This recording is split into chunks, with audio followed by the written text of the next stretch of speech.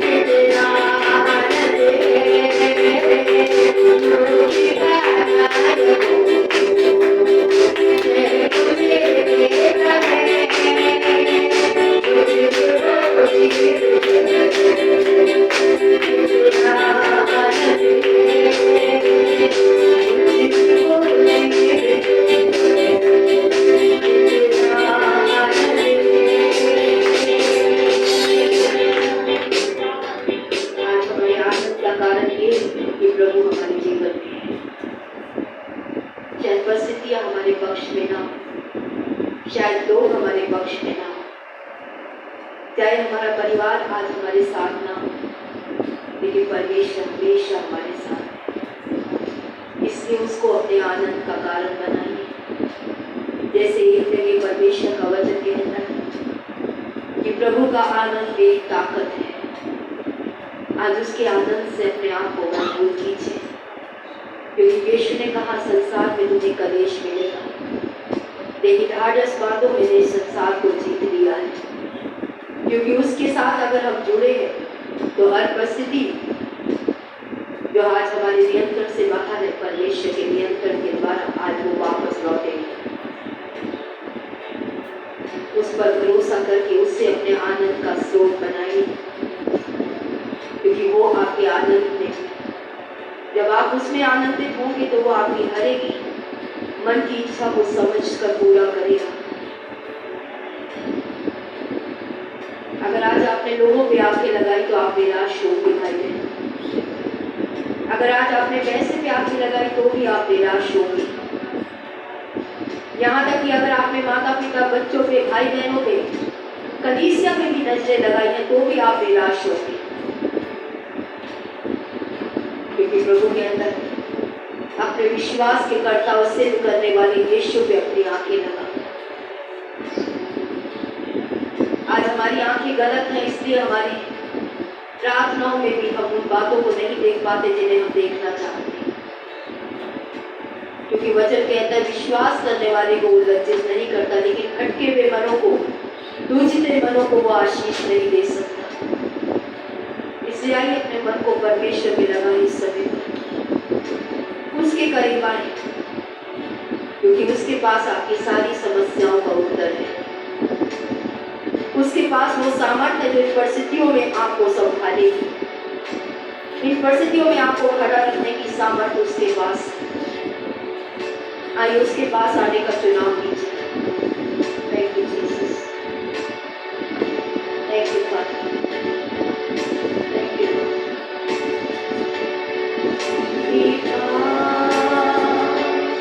आता हूँ यीशु तेरे पास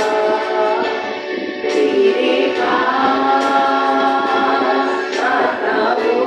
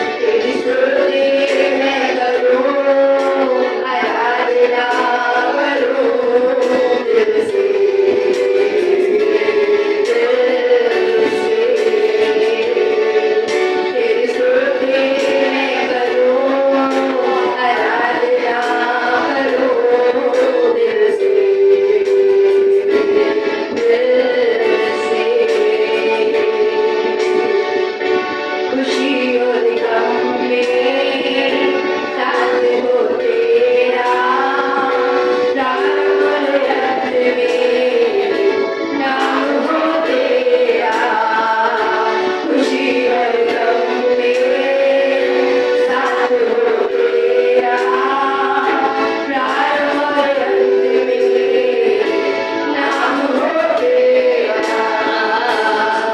मेरे जीवन का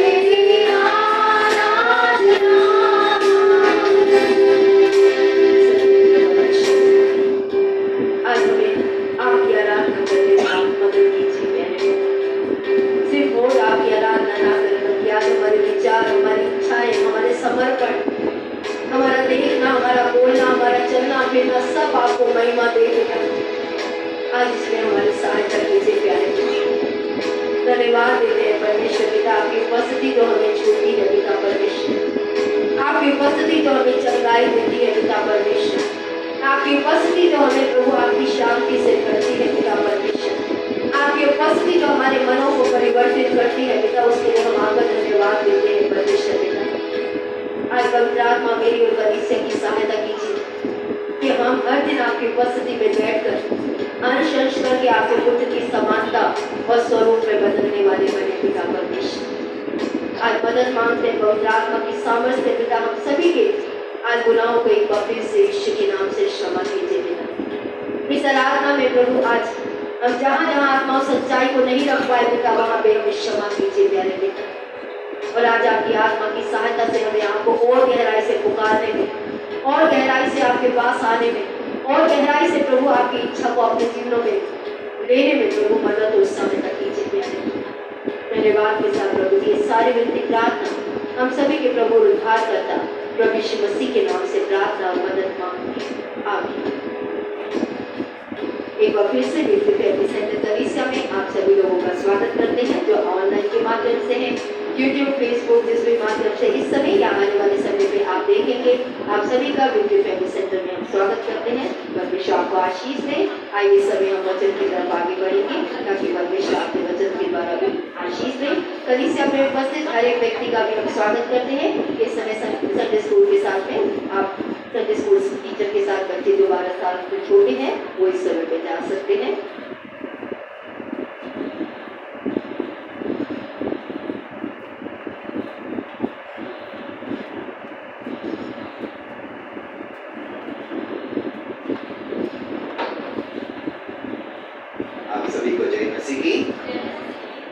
आइए इससे पहले कि हम आज परमेश्वर के वचन में जाएं, अपने मनों को परमेश्वर के वचन के लिए तैयार करते हैं। हम परमेश्वर की उपस्थिति में हैं, परमेश्वर हमारे बीच में है। आज परमेश्वर से कहे प्रभु जैसे तेरा वचन कहता है मेरी भीड़ मेरी आवाज़ सुनेगी। आज प्रभु स्पष्ट रूप से मेरे मन से बात कर प्रभु यीशु के नाम से। आज प्रभु मेरे मन को तेरे वचन के लिए तैयार कर। आज प्रभु के सामने अपने मनों को लाए, अपने शरीरों को लाए और परमेश्वर से कहे प्रभु आज मेरा शरीर प्राण आत्मा तीनों तेरा वचन सुनने के लिए प्रभु आज यहाँ केंद्रित होने वाला मन कीजिए यीशु मसीह के नाम से। परमेश्वर हर थकावट को, हर प्रभु चिंताओं को, हर बोझ को प्रभु यीशु के नाम से मेरे मनों से दूर कीजिए परमेश्वर। आज यीशु के नाम से प्रभु आज मुझे आपके वचन पे केंद्रित होने वाला मन दीजिए यीशु के नाम से। वो अच्छी भूमि वाला मन दीजिए जो वचन को अपने अंदर एक बीज की तरह ग्रहण करता है और फलवंत करता है। 30 गुना, 60 गुना और 100 गुना फल लेके आता है परमेश्वर। आज वो मन मांगता हूँ परमेश्वर अपने लिए। आज सभी के लिए मन मांगते हैं परमेश्वर। वो फलवंत मन दीजिए परमेश्वर, वो अच्छी भूमि वाला मन दीजिए यीशु मसीह के नाम से। आज प्रार्थना करते हैं परमेश्वर आप आइए और पवित्र आत्मा की सामर्थ्य से हम सभी के मनों से आज बात कीजिए परमेश्वर। आज हम यीशु मसीह के नाम से प्रार्थना करते हैं आकर हमें प्रभु आज हर एक बंधनों से छुड़ाकर आपका वचन जैसे दोधारी तलवार से भी तेज है। आज प्रभु हमारे हृदयों की, हमारे मनों की, हमारे जीवनों की गहराइयों तक पहुंचकर आज वहां बदलाव लाने वाला बन सके प्रभु। आज हमें आज्ञा पालन करने वाला मन दीजिए यीशु के नाम से। आपके वचन पर चलने वाला मन दीजिए प्रभु। ना सिर्फ वचनों को सुनने वाला, ना सिर्फ वचनों को समझने वाला, ना सिर्फ वचनों को अपने अंदर ग्रहण करने वाला, लेकिन वचन को फलदायी करने वाला मन दीजिए यीशु के नाम से। हम धन्यवाद करते हैं, विश्वास करते हैं कि आपने हमारी प्रार्थना सुनी प्रभु। आज विश्वास के साथ, धन्यवाद के साथ हम अपने जीवनों को आपके हाथ में सौंपते हुए ये सारी प्रार्थना विश्वास से यीशु मसीह के नाम से मांगते हैं। आमीन, आमीन। हम पिछले ऑलमोस्ट इस साल की शुरुआत से परमेश्वर का वचन जो कि पहाड़ी उपदेश मत्ती 5 अध्याय से परमेश्वर का वचन देख रहे हैं और आज हम मत्ती 5 अध्याय उसके 9 वचन पे पहुंच गए हैं। परमेश्वर का वचन कहता है मत्ती 5 के 9 में, blessed are the peacemakers, आशीषित है या धन्य है वो जो मेल मिलाप करवाते हैं। धन्य है या आशीषित है वो लोग जो मेल मिलाप करवाते हैं क्योंकि वे परमेश्वर के पुत्र कहलाएंगे। और आज अब इस वचन से जो सीखने वाले हैं, क्या होता है मेल मिलाप कराना, मतलब क्या होता है मेल मिलाप कराने का। परमेश्वर इस बारे में सबसे आखिर में क्यों बात करता है कि धन्य है वो जो मेल मिलाप करवाते हैं। क्या मेल मिलाप करवाना इतना मुश्किल, इतना कठिन है, और लास्ट में परमेश्वर के लिए मेल मिलाप करवाने वाले कितने महत्वपूर्ण हैं। ये सारे सवालों का जवाब आज हम परमेश्वर के वचन से देखेंगे। सबसे पहले हमें ये समझना जरूरी है कि मेल मिलाप की जरूरत क्या है, मेल मिलाप इतना महत्वपूर्ण क्या है। लेकिन इससे पहले हमें समझना है कि परमेश्वर का वचन जो है वो एक सीढ़ी की तरह हमसे बात करता है।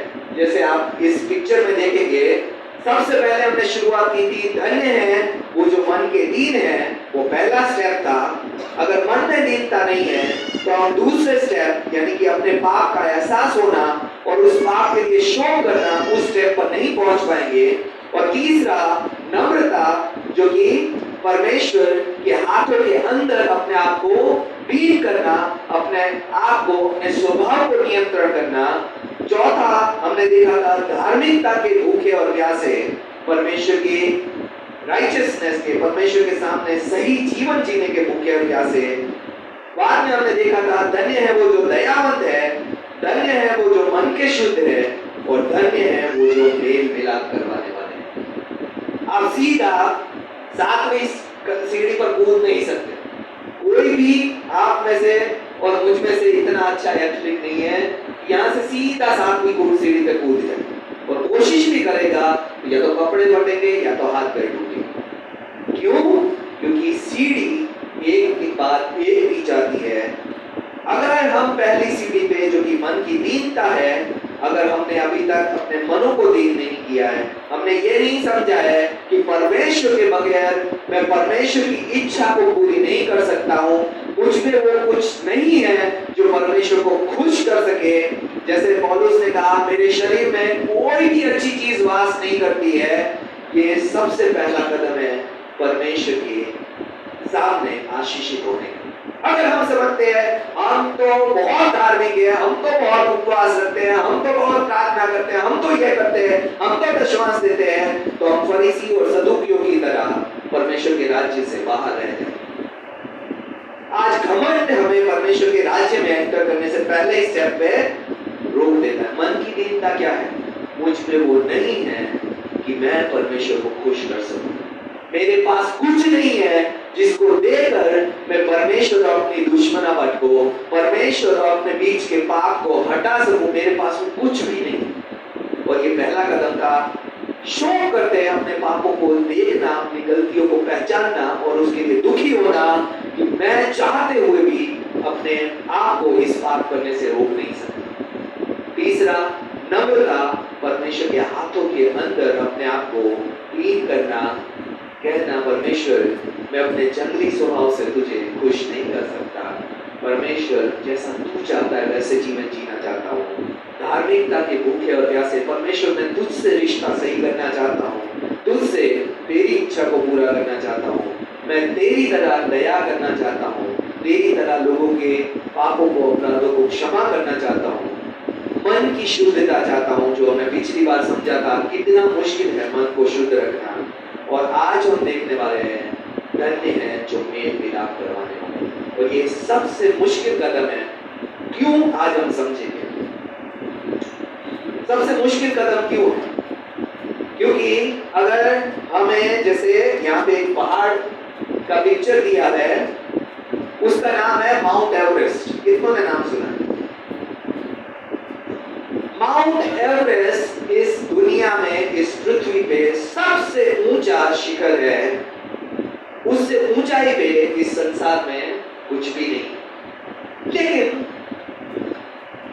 कोई भी व्यक्ति एक दिन में, एक रात में या एक ही चलान में माउंट एवरेस्ट पे नहीं पहुंच सकता।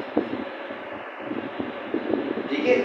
और आज परमेश्वर ने जो हमें कहा है धन्य है वो जो मेल मिलाप करवाने वाले हैं, वो हमारे लिए, हर विश्वासी के लिए माउंट एवरेस्ट है।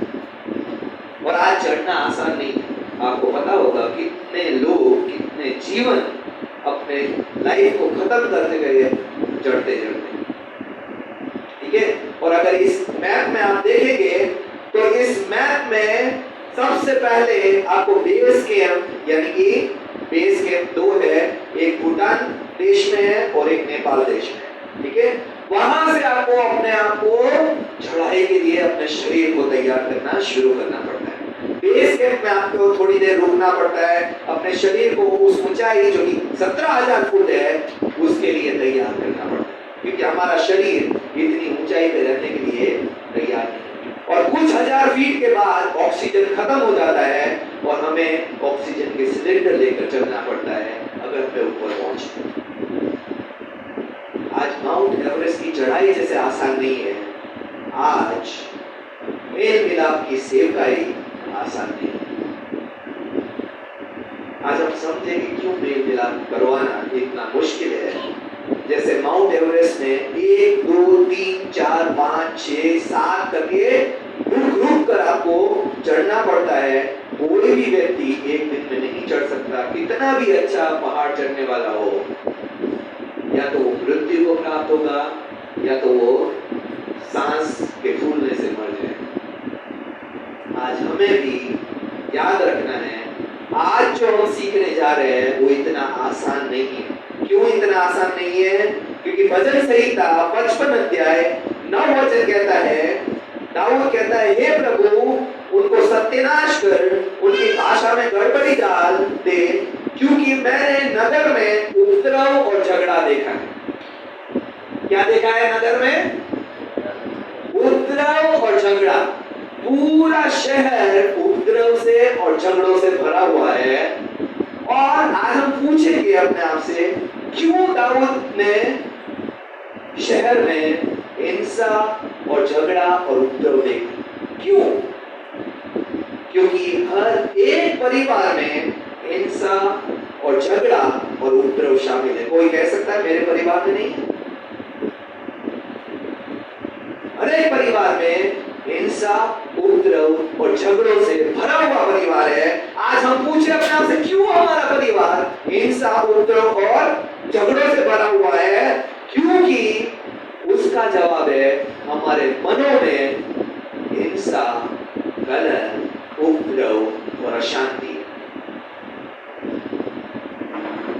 क्योंकि हमारे मनों में अशांति है, क्योंकि हमारे मन शांत नहीं है, क्योंकि हमारे रिश्तों में हम सुरक्षित महसूस नहीं करते, हम हर बार अपने हक के लिए, अपनी इच्छा के लिए, अपनी योजना के लिए किसी ना किसी से रोज झगड़ते हैं। कोई है जो आज अपने परिवार में किसी से नहीं झगड़ता? हर एक मन में अशांति है, हर एक मन हिंसा और कलह से भरा हुआ है, सुबह से लेकर शाम तक। आज कितनी बार हमारे परिवार के सदस्य कहते हैं बस और नहीं बोलना, पर हम फिर भी चुप नहीं रहते, क्योंकि हमारे अंदर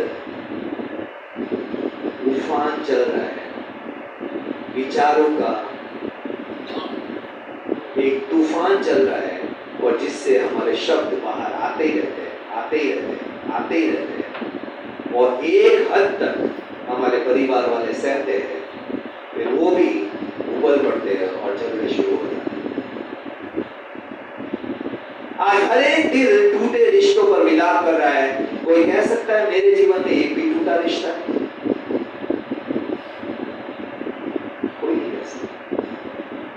आज हमारा मन जानता है कि हमने कितनी ईमानदारी से रिश्तों को जोड़ने की कोशिश की, फिर भी कई रिश्ते हम बचा नहीं रहा। कितनी कोशिश की, फिर भी हम कई रिश्तों को अपने जीवन में से बाहर जाने से नहीं रोकते। और इसलिए क्योंकि मनों में हिंसा और कलह और अशांति है, इसलिए परिवारों में कलह और अशांति है, इसलिए शहरों में कलह और अशांति भरी पड़ी है। और दाऊद राजा ये कह रहा था, यरूशलेम शहर के बारे में बोल रहा था, यरूशलेम शहर में हिंसा और कलह के बारे में बात कर रहा था। और ये हिंसा और कलह कहां से आई?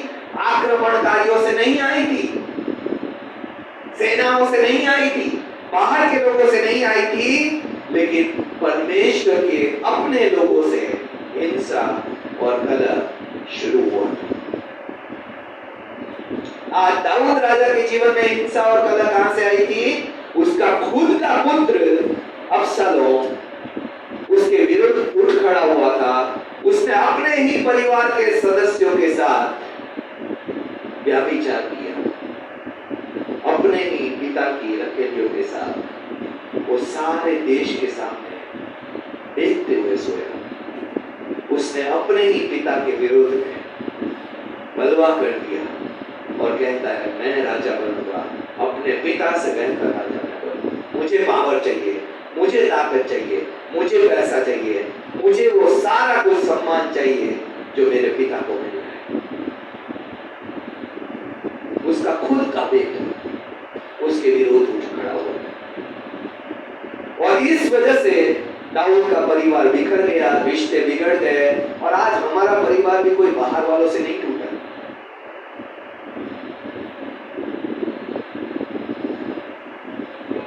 आज हमारे परिवार के रिश्ते भी हमारे परिवार के सदस्यों के विरोध में उठने से खराब हुए।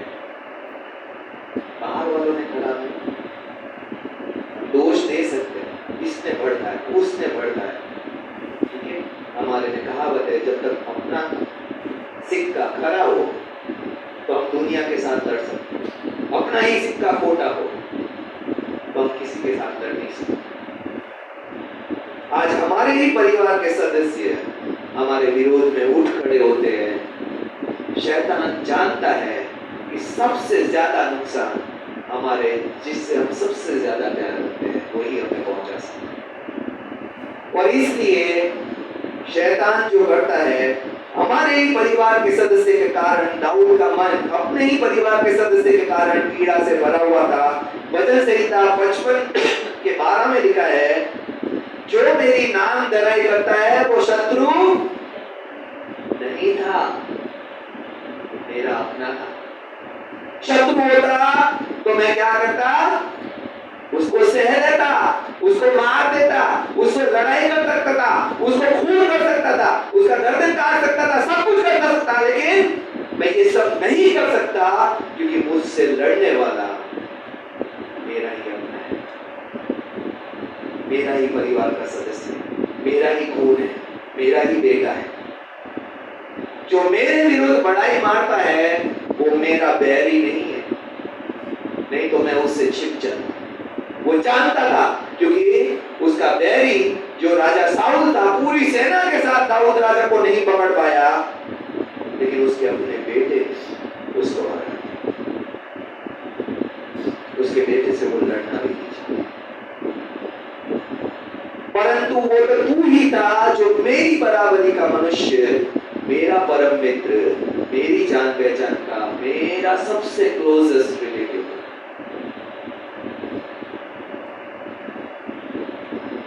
आज हमें किसने दुख पहुंचा? आज हमारा मन क्यों कड़वाहट से भरा हुआ है? क्या वो बाहर वाले की वजह से? बाहर वालों से निपटना हम सब जानते हैं।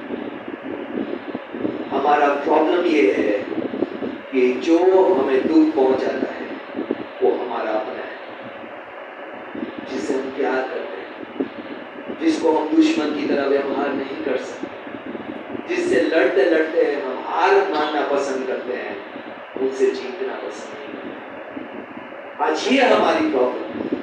इस वजह से हमारे झगड़े शांत नहीं हो रहे, क्योंकि झगड़ने वाला हमारा ही अपना है। और आज दाऊद ऐसे शब्द बोलता है जिन्हें कोई भी व्यक्ति बहुत अच्छी तरह से समझ सकता है, जिसने विवाह यानी कि शादीशुदा जीवन में धोखा खाया है, जिसने परिवार के सदस्यों के द्वारा हर्ट महसूस किया है, जिसने बिजनेस रिश्तेदारों में, सबसे करीबी बिजनेस रिश्तेदारों में धोखा खाया है, यहाँ तक कि कलीसिया के रिश्तों में भी विश्वासघात हुआ है। दाऊद ऐसे शब्द बोलता है जो हम सब समझ सकते हैं, क्योंकि दाऊद उस दुख को जानता था जो उसके खुद के बेटे ने उसको दिया। और भजन संहिता 55 का 14 वचन कहता है, हम दोनों आपस में कैसी मीठी मीठी बातें करते थे, भीड़ के साथ परमेश्वर के भवन में जाते थे, उसने अपने मेल रखने वालों पर भी हाथ छोड़ा है, उसने अपनी वाचा को तोड़ दिया है। आज विश्वासी भी विश्वासघात से पीछे नहीं है। आज हम सोचते हैं विश्वासी होकर विश्वासघात करेगा, विश्वासी होकर हमारा भरोसा तोड़ेगा, विश्वासी होकर हमारे साथ गलत व्यवहार करेगा, विश्वासी होकर करेगा। यहाँ पे दाऊद का खुद का बेटा वो विश्वासी कहलाता,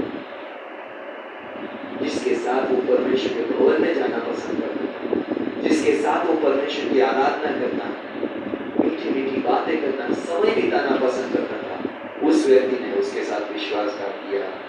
और इसलिए दाऊद कहता है अपना बोझ यहोवा पर डाल दे, वह तुझको संभालेगा। कैसे हम इस विश्वासघात से संभल सकते हैं? जब तक हम परमेश्वर के पास ना जाए, कोई हमें इस दर्द से छुटकारा नहीं दे सकता।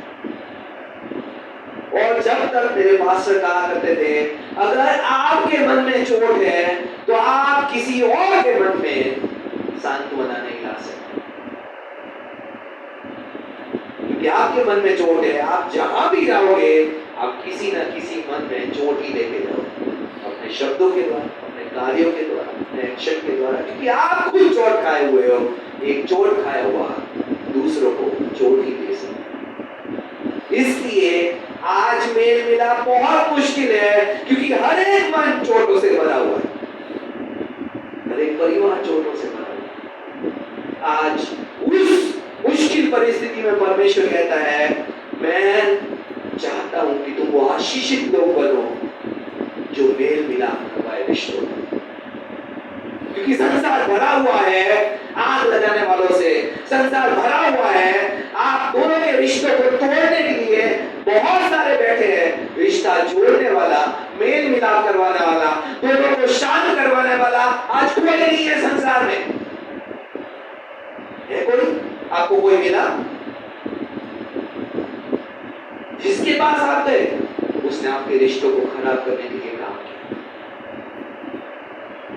और इसलिए परमेश्वर आज हमें इतनी ऊंची बुलाहट देता है कि ना सिर्फ हमें परमेश्वर की उपस्थिति में अपनी चोटों को ठीक करना है, हमें वो रिश्तों के मेल मिलाप करवाने वाला बनना है, जो दो लोगों को झगड़ते देखकर उन दोनों को शांति से, प्रेम से, एकता में परमेश्वर में वापस लाने वाले, जोड़ने वाले बन सकते। आज ये बहुत मुश्किल है, क्योंकि हम अपने रिश्ते में फेलियर हैं, अपने रिश्ते में हम विफल हो चुके हैं, अपने रिश्तेदारों को नहीं समझा पा रहे, अपने परिवार के सदस्यों को जीत नहीं पा रहे हैं। और परमेश्वर कहता है तुम संसार के लिए मेल मिलाप करवाने वाले बनो। और हमें पता है परमेश्वर ने अपने बच्चे को, अपनी पत्नी को, अपने परिवार को नहीं समझा पा रहा हूँ, सुबह से लेकर शाम तक मैं सर खपाई करता रहता हूँ, आज उनको नहीं मेल मिलाप करवा रहा हूँ, तो दूसरों को क्या करूँ? और इसीलिए परमेश्वर कहता है धन्य है, आशीषित है वो जो मेल मिलाप करवाने करने वाला।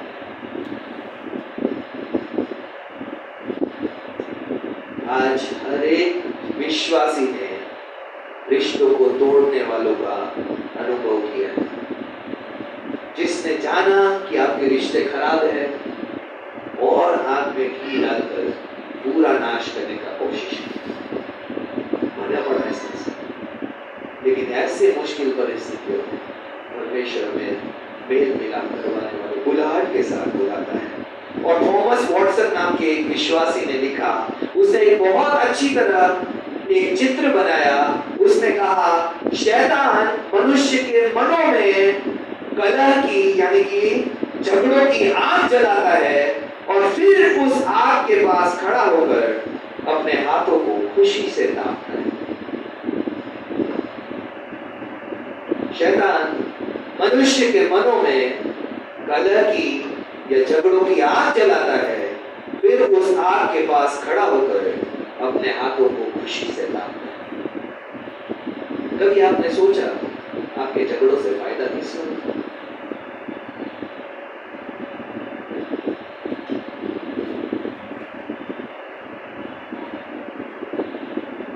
शैतान ने आपके मन को भी भड़काया, जिससे आपका झगड़ा वो उसके मन को भी भड़काया। रिश्ते नाश करते हुए उसने आराम से अपने हाथ से, और ये आग आज हर एक मनुष्य के मनों में कलह के रूप में, कलेश के रूप में, झगड़ों के रूप में जल रही है और जल रही है। और इस आग को सिर्फ परमेश्वर ही बुझा सकता है। आज जब यीशु मसीह इस संसार में आया तो इस संसार में जो झगड़ों से भरा हुआ है, घरों और परिवार में रिश्ते टूटे हुए हैं। आज से 5 साल पहले मुझे एक विश्वासी वकील ने कहा था, सबसे ज्यादा कमाई आज फैमिली कोर्ट के वकील बनने में। और मैंने पूछा उसको, फैमिली कोर्ट में क्यों वकील बना? क्राइम का वकील बनता, क्राइम बढ़ रहा है। तू प्रॉपर्टी का वकील बनता, उसमें फायदा है। उसने बोला सबसे ज्यादा फायदा फैमिली कोर्ट केसेस में। और मैंने पूछा क्यों? बोला हर एक भाई अपने भाई से झगड़ रहा है, हर एक बहन अपने भाइयों से झगड़ रही है, हर एक माँ बाप अपने बच्चों से झगड़ रहा है, हर एक पति अपने पत्नी से झगड़ रहा है, पति पत्नी से, पत्नी पति से, बच्चे माँ बाप से। सबसे ज्यादा कोर्स फैमिली कोर्ट, सबसे ज्यादा कमाई फैमिली कोर्ट। आज ये सच्चाई है, और इस सच्चाई में परमेश्वर आपको और मुझे बुलाता है। और वकील ने कहा, वकील का काम दोनों पार्टियों को ये साबित करने में कि तू सही है और सामने वाला गलत है, हम सामने वाले को सजा देना है। आसानी से मान जाता है। क्यों? क्योंकि उसके आग में, उसके मन में आग जल रही है, और वकील को सिर्फ शब्दों से घी डालना है। मुझे मैं जिता के ही रहूं, सामने वाले को सजा दिलवा के ही रहूं। इतना कहने से व्यक्ति अपनी सारी जीवन की कमाई उस वकील को देने को तैयार हो जाए। कितने मूर्ख है। आज हम सोचते हैं कोर्ट हमें न्याय दिलवाए। इतने बेवकूफ है कि वकीलों को अमीर बनाते जा रहे हैं और खुद गरीब बनते जा रहे हैं, रिश्ते भी खो रहे हैं और पैसे भी खो रहे हैं। यीशु मसीह इस संसार में आता है जो झगड़ों से भरा है, जो घर और परिवार में आता है, जो पाप में गिरे होने के कारण टूटे रिश्तों से भरा हुआ है। आज यीशु मसीह कहता है मैं मेल मिलाप करवाने आया हूं, रिश्तों को तोड़ने। और आज इसीलिए आपके और मेरे जीवन में अगर रिश्तों की समस्या है तो यीशु को छोड़कर कोई ठीक नहीं कर सकता, क्योंकि कोई चाहता ही नहीं है। कौन चाहता है आपके घर के रिश्ते ठीक हो? कौन चाहता है आपके परिवार ठीक चले? कौन चाहता है आपके घर में, परिवार में प्रेम, एकता और शांति हो जाए? कोई नहीं, सिर्फ यीशु मसीह चाहता है। और इसलिए यीशु मसीह ना सिर्फ खुद रिश्तों को जोड़ने वाला बना, उसने हमें भी एक बुलाहट दी है रिश्तों को जोड़ने के लिए। पहला कोरिन्थियों 7:15 कहता है, परंतु परमेश्वर ने तो हमें मेल मिलाप करवाने के लिए बुलाया है। किस लिए बुलाया है? मेल मिलाप करवाने के लिए बुलाया है। और हमारे परिवार में हमें शांति के लिए बुलाया है। हमारे पड़ोस में परमेश्वर चाहता है हम शांति लेकर आए। हमारे रिश्तेदारों में हम मेल मिलाप करवाए, हम टूटे रिश्ते जोड़े। चर्च में हम टूटे रिश्तों को जोड़ने वाले बन सके। अपने शहर में जहां भी परमेश्वर हमें टूटे रिश्ते दिखाता है, परमेश्वर चाहता है हम और आप विश्वासी वो बॉन्डिंग एजेंट, वो चिपकाने वाले जोड़ बन सके, जिससे वापस रिश्ते जुड़ जाए। और इसलिए परमेश्वर ने आपको बुलाया है। और इसलिए ये सबसे मुश्किल सेवकाई है, क्योंकि हमें अपना संभालना आया नहीं है। वो परमेश्वर कहता है तुम 4 सारों को रिश्ते सुना। और हम सोचते हैं मैं अपना ना संभाल पाया, मैं कैसे दूसरों को संभाल पाया। और यहीं पे हमें परमेश्वर के सामर्थ पे भरोसा करना है कि चाहे मैं अपने रिश्तों को संभालने में विफल रहा, परमेश्वर की सहायता से जब मैं जाऊंगा तो परमेश्वर मेरे जीवन का उपयोग करेगा और दूसरे के रिश्तों को जोड़ पाएगा।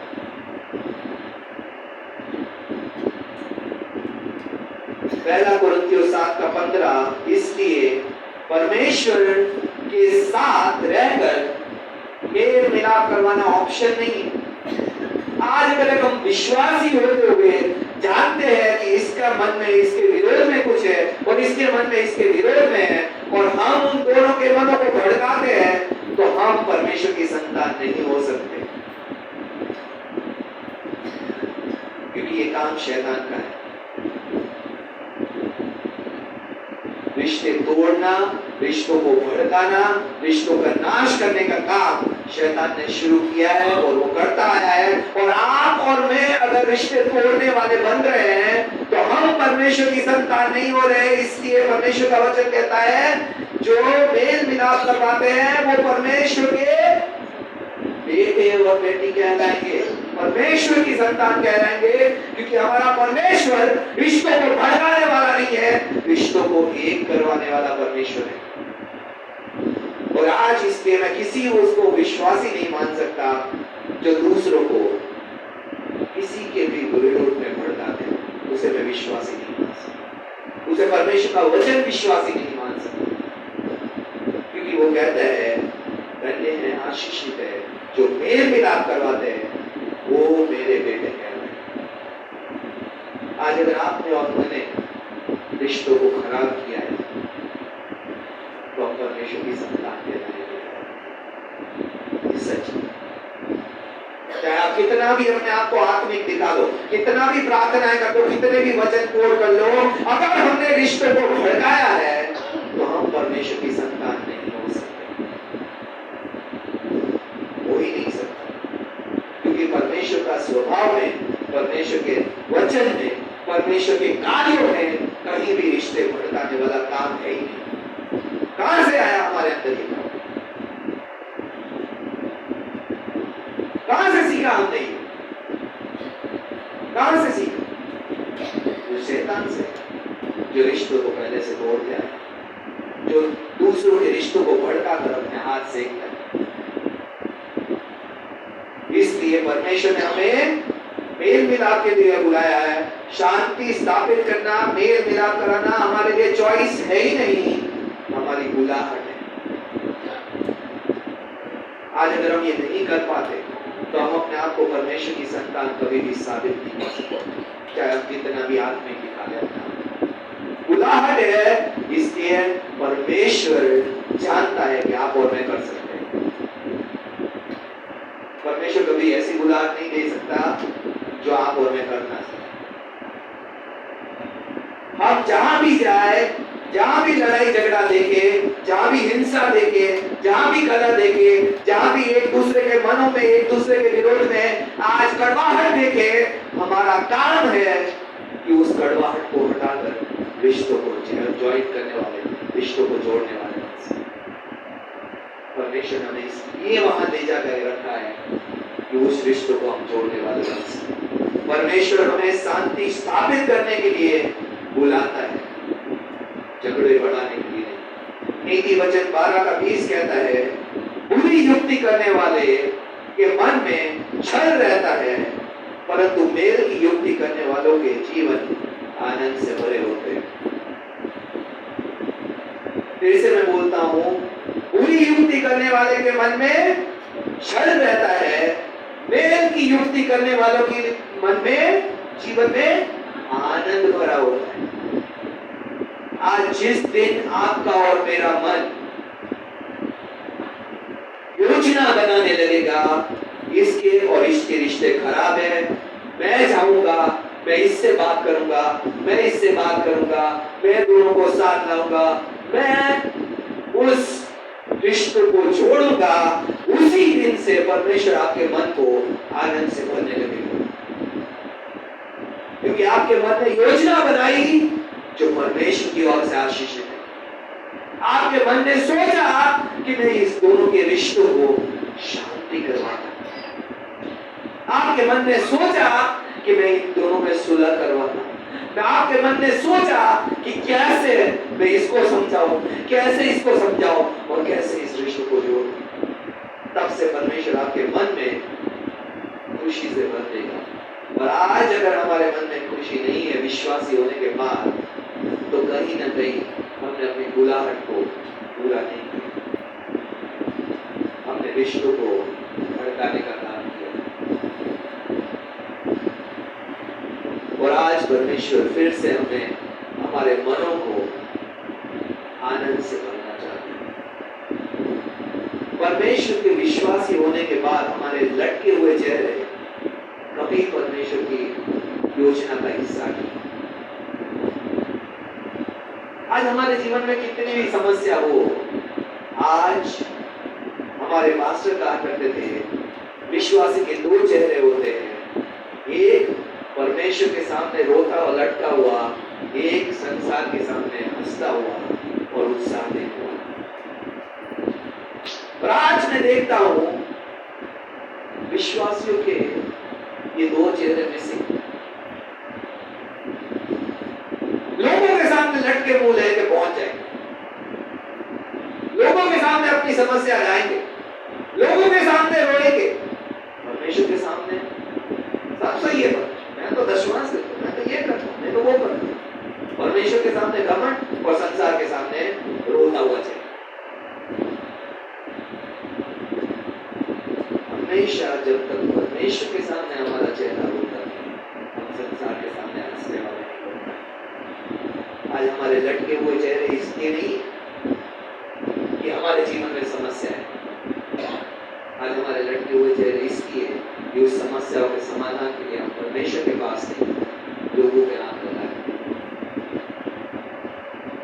ये मेरा लड़का मुझे देगा, ये मेरा ये करेगा, वो मेरी हेल्प करेगा, ये मुझे वो देगा, ये मेरी सहायता करेगा, वो ही कुछ नहीं करेगा। सिर्फ परमेश्वर आपको उस दुख से स्वतंत्र कर सकता है और आनंद से आपके मनों को भर सकता है, क्योंकि आपका मन परमेश्वर के मन की तरह रिश्तों को जोड़ने वाला।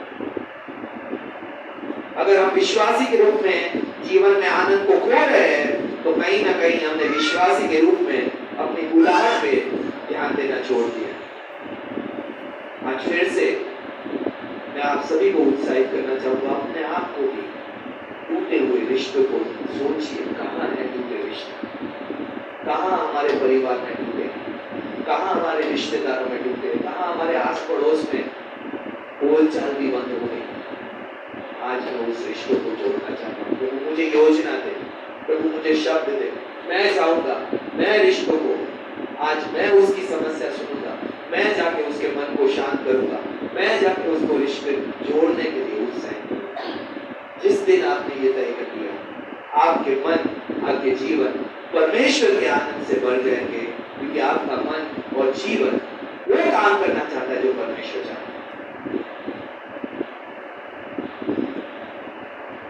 इब्रानियों 12 का 14 वचन कहता है, सबसे मेल मिलाप रखने और उस पवित्रता के खोजी हो जिसके बिना कोई प्रभु को कभी नहीं देखेगा। इन दो चीजों के बगैर प्रभु को देखने की बात भूल जाए।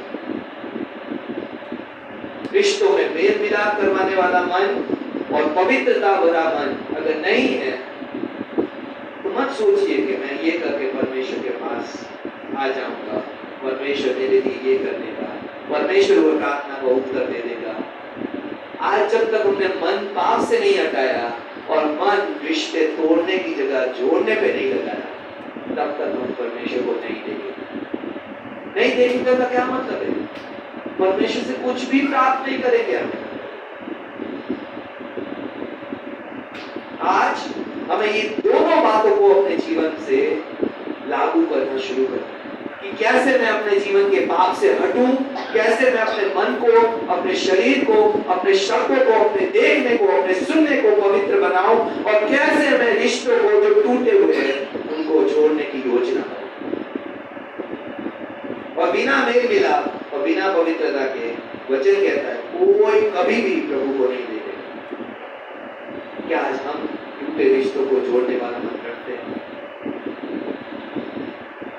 हम आग में घी डालने का काम करते हैं। संसार करता ही था, शैतान के चलाए हुए प्रेरित किए हुए लोग भी करते हैं। लेकिन क्या आज हम परमेश्वर के बेटे और बेटी बन के अपने परिवारों में, अपने आस पड़ोस में, अपने रिश्तेदारों के बीच में, अपने काम के स्थान पर, सब जगह मेल मिलाप और पवित्रता का काम कर रहे हैं, जिसके बगैर हम परमेश्वर को कभी नहीं देख पाते। आज की बुलाहट हर विश्वासी के लिए। आप बोलोगे परमेश्वर ने मुझे तो पवित्र होने के बगैर ही बुला लिया, अब मुझे पवित्रता के बगैर ही स्वर्ग ले जाएगा, तो यहाँ परमेश्वर किसी के लिए पक्षपात नहीं करेगा। और अगर हम रिश्तों को भड़का ही रहे हैं तो हम स्वर्ग में नहीं जाएंगे। परमेश्वर का वचन है, आज मैं अपने मनों को पाप से और रिश्तों को भड़काने की आदत से हटाना पड़ेगा। अगर हम चाहते हैं कि परमेश्वर के साथ परमेश्वर के बेटे और बेटी बन के रहे, तो हमें परमेश्वर की आदतों के साथ जीवन जीना सीखना पड़ेगा। और इब्रानियों 12:14 में स्पष्ट लिखा है, मेल मिलाप रखने और पवित्रता के खोजी हो, ढूंढो किससे मेल मिलाप करवाऊं, कैसे मैं पवित्रता को सिखाऊं। उसके बिना हम प्रभु को नहीं देखेंगे, क्योंकि ईश्वर हमें चाहता है जहां भी जाए हम शांति स्थापित करने के लिए परमेश्वर हमें बुला रहा है। दूसरों को शांति प्रदान करने के लिए सबसे पहले हमें अपने अंदर शांति स्थापित करनी है। आज परमेश्वर हमें कह रहा है जा उसको 100 रुपए दे, तो हम अपनी जेब तो चेक करेंगे कि नहीं करेंगे कि भाई 100 रुपए है कि नहीं। अगर परमेश्वर कह रहा है जा जाके शांति करवा, मेल मिलाप करवा, तो हमें तो अपने आप को जांचना पड़ेगा ना, परमेश्वर मेरे मन में शांति और मेल मिलाप है भी कि नहीं है, जाके दूंगा क्या। तू कह रहा है शांति और मेल मिलाप दे, मेरे अंदर नहीं है तो मैं कैसे दूंगा। तो आज सबसे पहला कदम जो आज हमें सीखना है, अपने अंदर शांति स्थापित करना, अपने अंदर परमेश्वर के मेल मिलाप की भावना को पैदा करना, क्योंकि जो हमारे पास नहीं है वो हम कभी दूसरों को नहीं दे पाएंगे। हमें सबसे पहले अपने मन के विचारों के संघर्षों को शांत करना पड़ेगा, हमें अपने अंदर शांति लानी पड़ेगी, इससे पहले कि मैं दूसरों को शांति दे सकूं।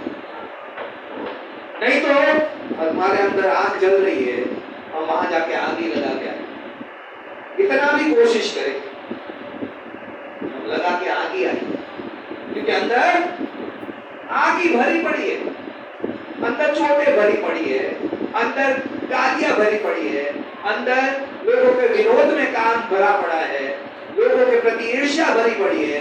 हम कहां जाके रिश्तों को ठीक करवा पाएंगे। आज हमारे पास जो नहीं है हम दूसरों को नहीं दे पाएंगे, इसलिए सबसे पहले हमें अपने अंदर मनों को शांत करना सीखना पड़ेगा। मैं कैसे परमेश्वर दूसरों को शांति प्रदान करूं, या कैसे अपने जीवन को पहले शांत कर पाऊं, कैसे मैं शांत हो पाऊं, कैसे मैं अपनी चोटों को ठीक कर पाऊं। आज हमें सबसे पहले परमेश्वर के पास आकर याकूब 3:7 कहता है, जो ज्ञान ऊपर से आता है वो पहले तो पवित्र होता है, फिर मिलनसार, कोमल, मृदु भाव, दया और अच्छे फलों से लदा हुआ और पक्षपात और कपट रहित होता है। जो ज्ञान ऊपर से आता है वो पहले पवित्र होता है। इससे पहले कि हम शांति करवाए, हमें पवित्रता अपने जीवन में पहले, विचारों की पवित्रता, इच्छाओं की पवित्रता, मन की पवित्रता, जो कि हम पिछली बार देख चुके। इसीलिए मैंने कहा था सीधा हम 7वीं सीढ़ी पे नहीं कूद पाएंगे, 6वीं सीढ़ी हमारी मजबूत होनी चाहिए, हमारे मन पवित्र होने चाहिए। और अगर पिछली बार आपने एब्सेंट थे मन की पवित्रता के बारे में, तो आप पीछे YouTube में जाकर, Facebook में जाकर मन की पवित्रता को सीखे, क्योंकि बिना मन के पवित्रता के हम मेल मिलाप नहीं करवा पाए। अगर हमारे मन शुद्ध नहीं है, अगर हमने आज विचारों की शुद्धता नहीं समझी है, तो हम कभी भी मेल मिलाप करवाना कार्य कर ही नहीं पाए।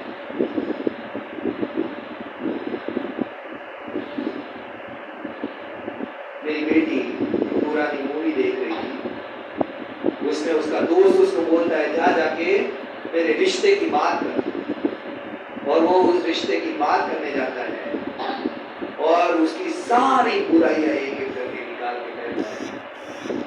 कभी कभी शराब पी लेता है, कभी कभी जुआ खेल लेता है, कभी कभी वेश्याओं के पास भी चला जाता है। लड़का बहुत अच्छा है। और मैं सोच रहा था ऐसे दोस्त हो तो दुश्मनों की किसको से बोल। और आज हमारा भी ऐसे, हम करवाने में मिला था, कितनों ने कोशिश की आज मैं इससे रिश्ता ठीक करूंगा और रिश्ता खराब कर दिया।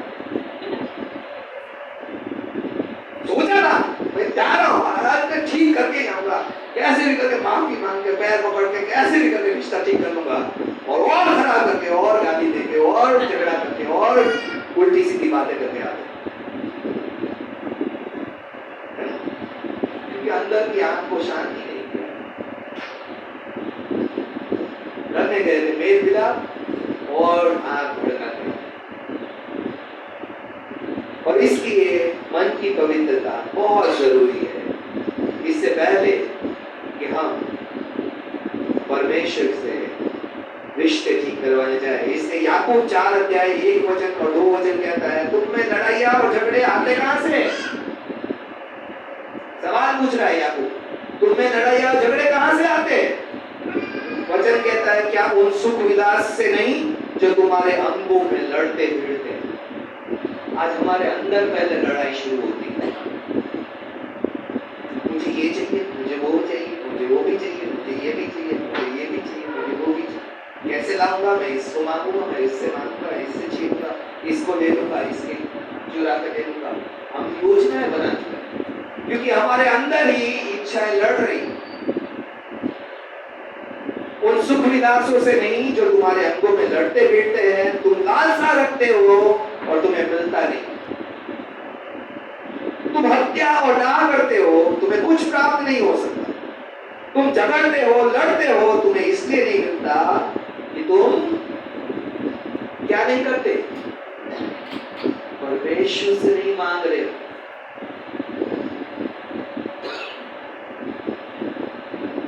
आज हमने अपनी इच्छाओं को, अपनी आशाओं को, मोस्टली हमारे झगड़े हमारी इच्छा और आशाओं पूरी करवाने के लिए, चाहे बच्चों से हो, चाहे पति से हो, चाहे परिवार के हो, चाहे रिश्तेदारों से, हमारी जो आशा है, हमारी एक्सपेक्टेशन है, हमारी इच्छा है, हमारी डिमांड है, वो पूरी करे सामने वाला, तो सामने वाला मना करेगा, हमारे झगड़े शुरू हो जाते हैं। इसे नहीं करेगा, मेरा अधिकार है, मैं तो देख नहीं रहूंगा, और हमारे अंदर लड़ाई शुरू हो जाती है। क्योंकि हमने लोगों से मांगा सीखा, लोगों से झगड़ा करना सीख लिया, परमेश्वर से मांग कर, परमेश्वर से लड़कर प्राप्त करना सीखा। आज याकूब के जीवन को हम देखते हैं, उसने हर चालाकियां की, हर गलत काम किए, अपने भाई को धोखा दिया, अपने अंधे बाप को धोखा दिया, अपने ससुर को भी धोखा देने की कोशिश की, ससुर ने उसको डबल धोखे दे दिए। और लास्ट में हुआ क्या? सारी आशीषें मिल गई, उसके बाद भी उसका मन, जब परमेश्वर ने बोला वापस जा अपने भाई के पास, तो मन में क्या था? डर। क्यों डर था? क्योंकि उसको पता था जो उसने कमाया है वो सही तरीके से नहीं कमाया। अपने ससुर को धोखा दे देती कमाया, है ना? युक्तियां करके धोखा दे देती कमाया। और उसने परमेश्वर से लड़कर रात भर लड़ा, और परमेश्वर से कहा परमेश्वर तू आशीष दे। लंगड़ा हो गया, तब तक लड़ता रहा। परमेश्वर ने बोला आज से तेरा नाम इस्राएल होगा, क्योंकि तू परमेश्वर के साथ लड़ा है और जीता है। डबल हुआ है। आज कभी हमने परमेश्वर से आशीषों के लिए करें, परमेश्वर मुझे चाहिए और तुझी से चाहिए, मुझे इंसान से नहीं। अब्राहम को एक राजा, 5 राजा मिलकर अपनी प्रॉपर्टी दे रहे थे, प्रॉपर्टी तू रख ले, सिर्फ 2 हमें दे दे। अब्राहम ने कहा नहीं, कल को तू ये ना कहने वाला बन सके कि मेरी प्रॉपर्टी से अब्राहम अमीर हो गया। मुझे अमीर परमेश्वर बनाए। क्या परमेश्वर ने उसको अमीर बनाया? परमेश्वर ने उसको, राजा तक उससे डरते थे।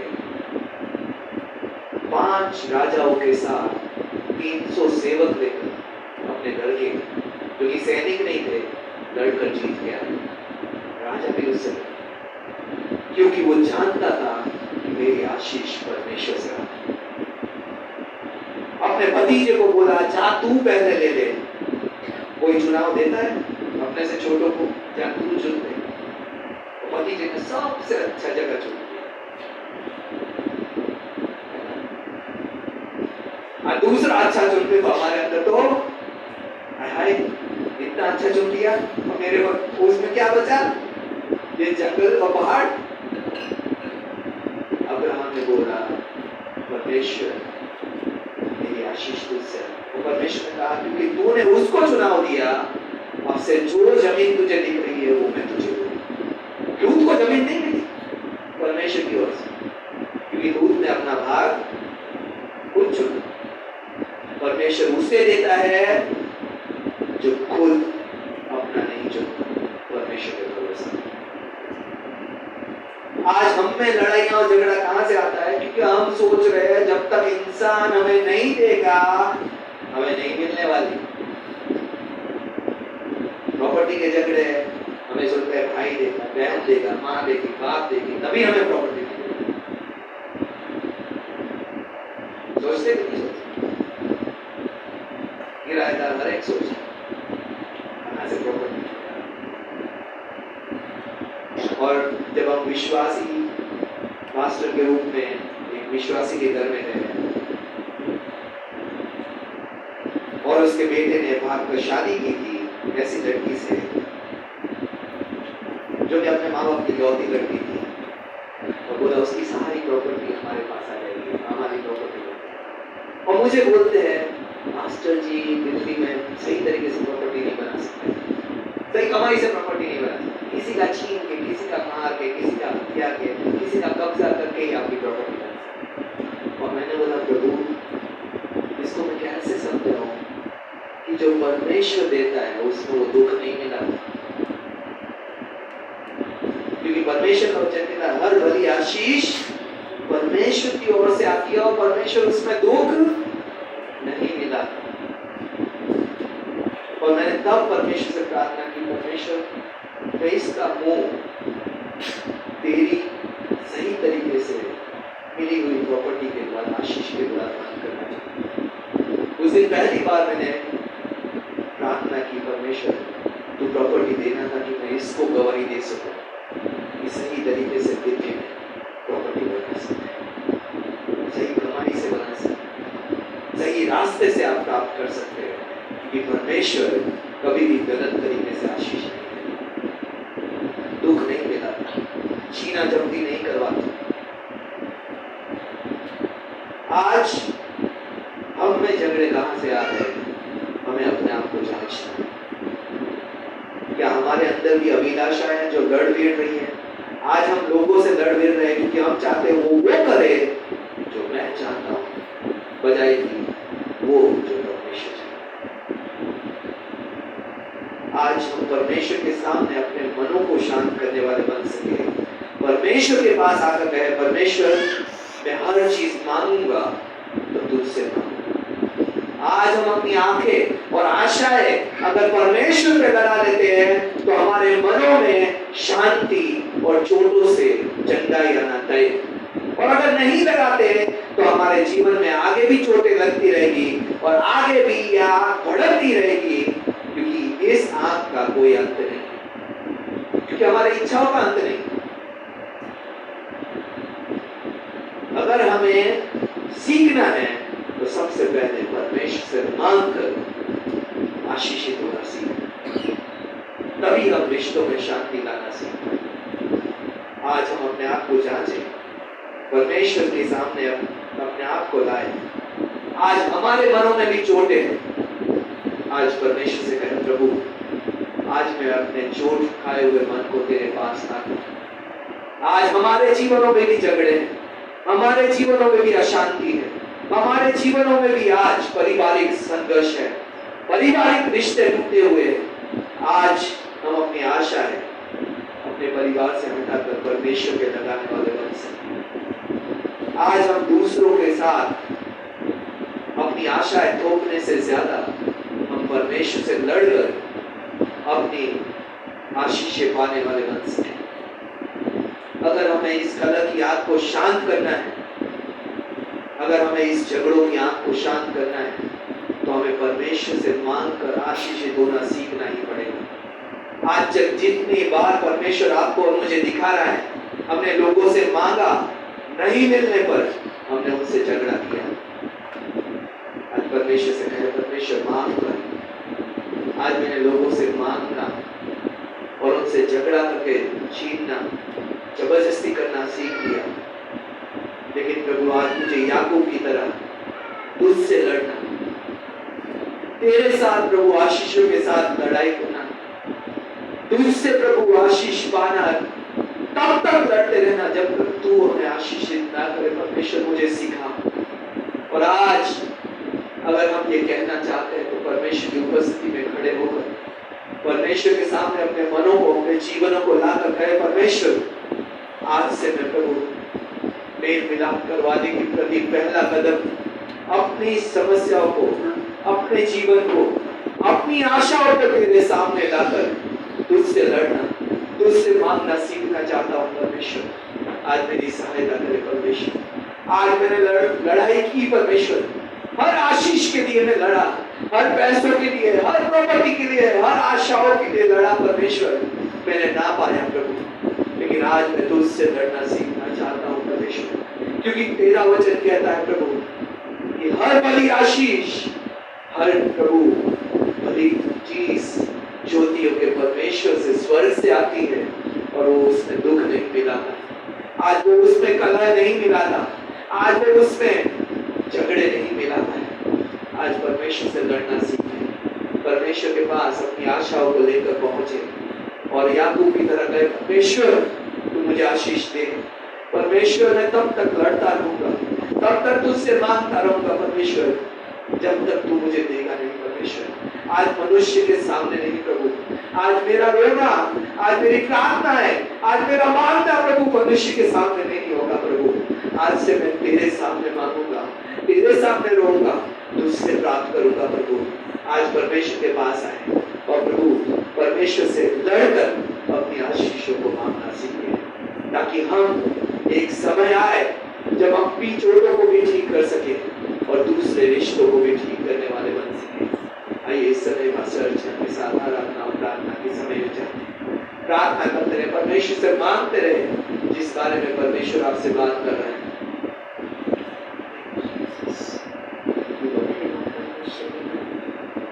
आज की वचन के लिए जो आपके द्वारा आया है, इसलिए आया कि हम आपके बेटे बेटियां मेल मिलाप की आपकी सेवा को समझ पाएंगे। परमेश्वर आपने कहा हम आशीषित होंगे जब हम मेल मिलाप कराएंगे, क्योंकि हम इस मेल मिलाप की सेवा के द्वारा ही अपने आप को आपके बेटे और बेटी होना प्रमाणित कर पाएंगे। बेटा परमेश्वर आज प्रभु हमने वो कारण भी जाने जो हमारे जीवनों में आज मेल मिलाप की सेवा को रोकते हैं बेटा, जो हमारे अपने जीवनों की प्रभु कलेश है बेटा परमेश्वर, जो हमारे अपने जीवन के झगड़े हैं बेटा, जो उपद्रव है बेटा, जो हमारे अपने परिवारों के हैं बेटा, अपने रिश्तों के हैं बेटा परमेश्वर, आज जो अपने ही समाज के, अपने ही कामों की जगह पे अपनी ही कलीसिया के हैं बेटा परमेश्वर। आज प्रभु जो हमें मेल मिलाप की सेवा में आगे बढ़ने से रोक रहे हैं बेटा परमेश्वर, आज हम आपसे विनती करते हैं बेटा हमारी मदद कीजिए बेटा, क्योंकि जब तक हमारे अंदर शांति नहीं है बेटा, हम दूसरे को शांति नहीं दे पाएंगे बेटा परमेश्वर।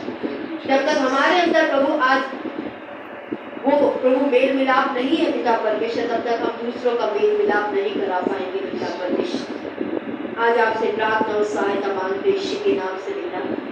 जैसा आपने कहा कि सबसे मेल मिलाप रखो, उस पवित्रता के खोजी बनो, क्योंकि इसके बिना कोई पिता को नहीं देख पाएगा। आज प्रभु मैं अपने लिए कलीसिया के लिए प्रार्थना मांगती यीशु के नाम से पिता।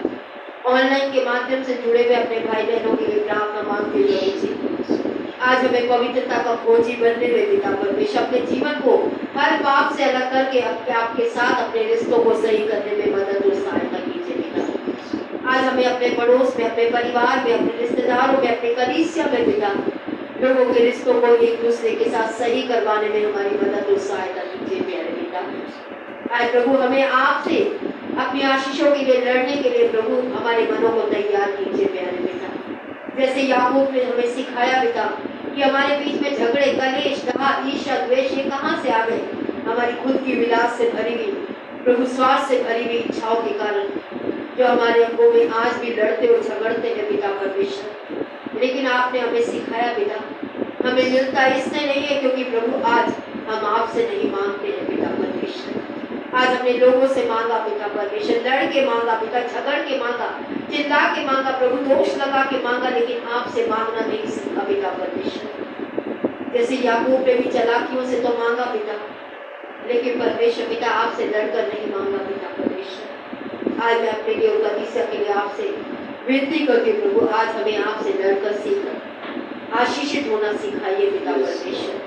अपने जीवन की जरूरतों के लिए, अपने जीवन की हर एक इच्छा के लिए आपसे आपके सामने मांग कर लड़ने वाला मन हमें वरदान कीजिए प्यारे पिता। आज प्रभु जो आप चाहते हैं, हमारे आंसू, हमारा रोना आपके सामने हो पिता, संसार के सामने नहीं पिता परमेश्वर। आज ऐसा जीवन जीने में प्रभु जो आप चाहते हैं वो हमें बनाइए पिता परमेश्वर। पवित्र आत्मा आइए इस वचन के कार्य को आज हमारे दिलों की गहराइयों तक उतरने में मदद और सहायता कीजिए पिता। आज प्रभु ये बीज जो वचन के रूप में हमारे मनों में बोए गए हैं पिता, शैतानों से, शैतान की योजनाओं से उसे बचाइए पिता परमेश्वर।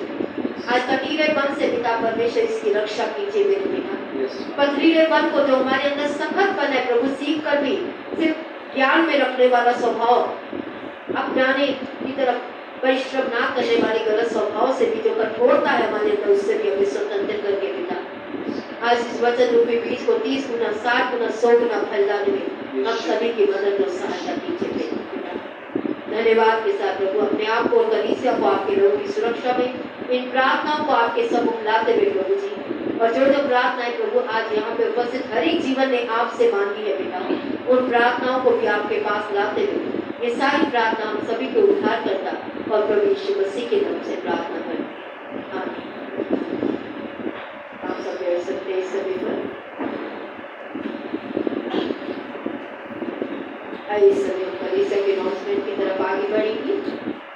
सारी सभाएं जो कलीसिया की होती है वो उसी तरीके से होती रहेंगी, उसमें कोई भी बदलाव नहीं है। इसलिए एक एक करके मैं एक एक सभा के बारे में बात नहीं करूँगी। जितनी भी सभाएं कलीसिया में चलती हैं वो सभी उसी तरीके से चलती रहेंगी, चाहे वो ऑनलाइन चलती हैं, चाहे वो ऑफलाइन चलती हैं, यानी कि घरों में चलती हैं या ऊपर बीच में हमारी चलती हैं, चाहे उपवास प्रार्थना हो, चाहे प्रतिदिन की सुबह या शाम की प्रार्थना हो, सारी प्रार्थनाएं जो उसी तरीके से कलीसिया में होती रहेंगी। इस समय जो ऑनलाइन के माध्यम से हमारे साथ जुड़े हैं, हम आपका भी स्वागत करते हैं। फेसबुक और यूट्यूब दोनों पे हम आपका स्वागत करते हैं। उम्मीद करते हैं आज की आराधना और परमेश्वर के वचन से आपने आशीष पाई होगी। इस समय आपकी ये सभा को हम यहीं पे समाप्त कर रहे हैं। God bless you. आप सभी को जय मसीह।